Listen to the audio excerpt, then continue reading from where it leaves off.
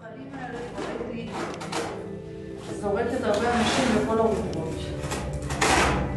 אז למה את לא פשוט עושה את זה? יש לי פחדים. פחדים של מה? מי הגאון? מי הגאון שקיבל את המקרן שיש בצד אחד אותי בצד שני את עדי? גאונות. שיחקת אותה. וואי, איזה גאונות זה. רגע רונן, אז אתה שמח שהמשפחה מגיעה היום?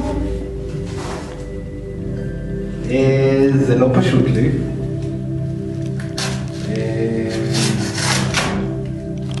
אתה מבסוט ממה שיצרנו פה? בעיניך זה משהו שאפשר להתגאות בו?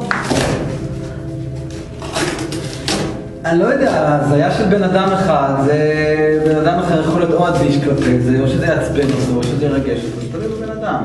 כאילו, אין ספק שהשקענו מלא אנרגיה ויצרנו משהו. נכון, נכון. שזה כבר שלעצמו שווה.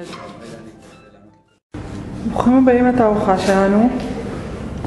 בואו נתחיל. במרתף של האברהם הוסטל, עיר מקלט, כי כל המדינה נשרפת.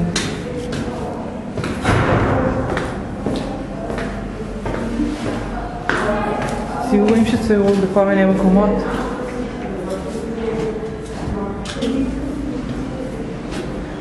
עם כל מיני אנשים, כל מיני סיטואציות.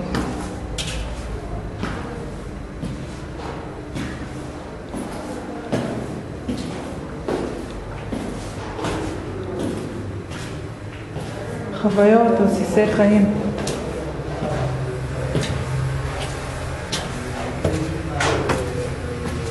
מסע.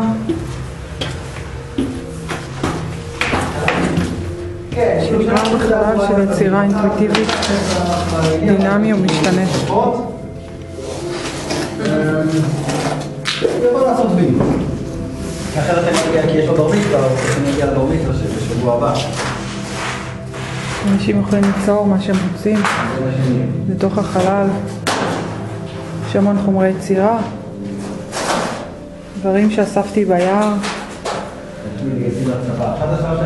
טרובלים, חלוטים, ציורים, ציורים אישיים של רונן.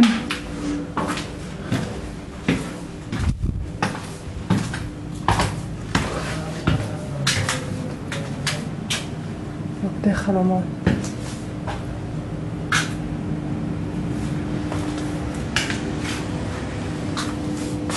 אולטרה! אולטרה!